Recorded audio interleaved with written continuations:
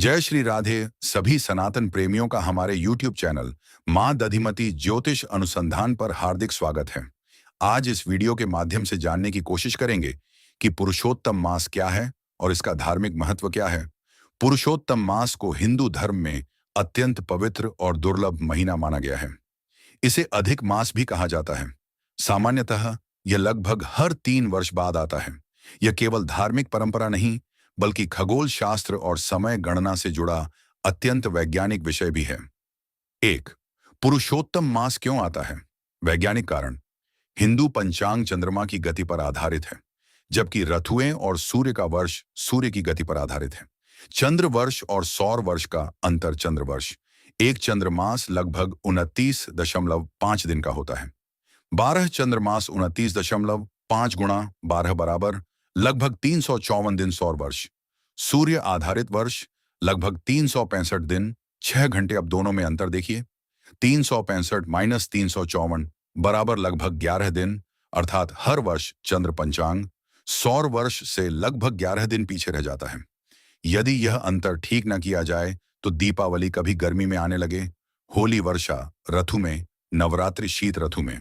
ऋतु और त्योहारों का संतुलन बिगड़ जाता।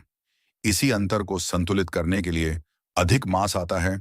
लगभग 3 वर्ष में यह अंतर 11 गुणा 3 बराबर लगभग 33 दिन, जो लगभग 1 महीने के बराबर हो जाता है। तब हिंदू पंचांग में एक अतिरिक्त महीना जोड़ दिया जाता है।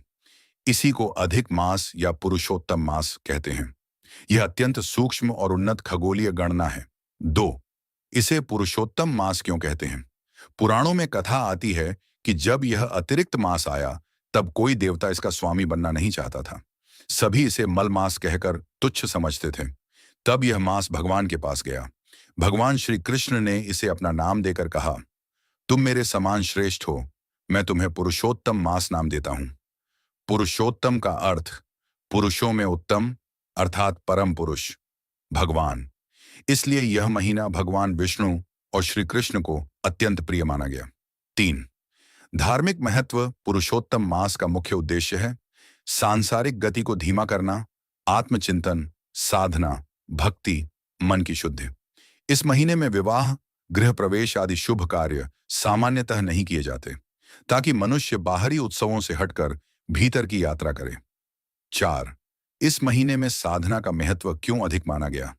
सामान्य महीनों में मनुष्य धन, व्यापार, परिवार, इच्छाओं में व्यस्त रहता है, पर यह महीना मानो भगवान द्वारा दिया गया आध्यात्मिक विराम है। जैसे मशीन को सर्विस चाहिए, खेत को विश्राम चाहिए, शरीर को उपवास चाहिए, वैसे ही मन को भी शुद्धि और विश्राम चाहिए। पुरुषोत्तम मास यही अवसर देता है। 5. इस महीने में क्या करना श्रेष्ठ माना गया? 1. जप श्री कृष्ण शरणम मम विष्णु सहस्रनाम। 2. गीता और भागवत श्रवण, श्रीमद् भगवत गीता और श्रीमद् भागवत महापुराण का पाठ अत्यंत फलदायी माना गया है। पूर्वज के मोक्ष हेतु श्रीमद् भगवत पारायण बहुत उत्तम है। 3. दान, अन्नदान, गौसेवा, गरीबों की सहायता। 4. उपवास और संयम। यह केवल भोजन का उपवास नहीं बल्कि क्रोध का उपवास, लोभ का उपवास, नकारात्मकता का उपवास भी है। 6. आध्यात्मिक दृष्टि से गहरा अर्थ। पुरुषोत्तम मास हमें यह स्मरण कराता है कि जीवन केवल संसार चलाने के लिए नहीं, आत्मा को पहचानने के लिए भी है। यह महीना मानो समय के भीतर छिपा हुआ आध्यात्मिक द्वार है। 7. ज्ञानेश्वर महाराज और संतों की दृष्टि। संत कहते हैं, भगवान को पाने के लिए अतिरिक्त समय चाहिए।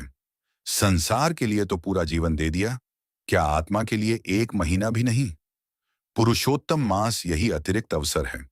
यह महीना केवल कैलेंडर का समायोजन नहीं बल्कि चेतना का शोधन है। 8.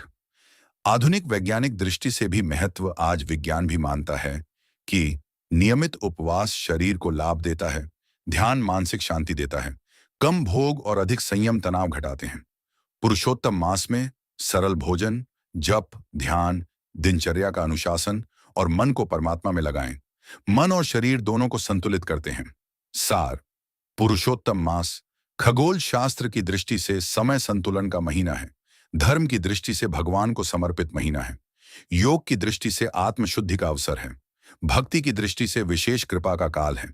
इसलिए संत इसे अतिरिक्त महीना नहीं बल्कि अतिरिक्त कृपा कहते हैं। तो इस माह में भरपूर साधना का संकल्प बनाएं, क्योंकि अंत में वही साथ आएगा।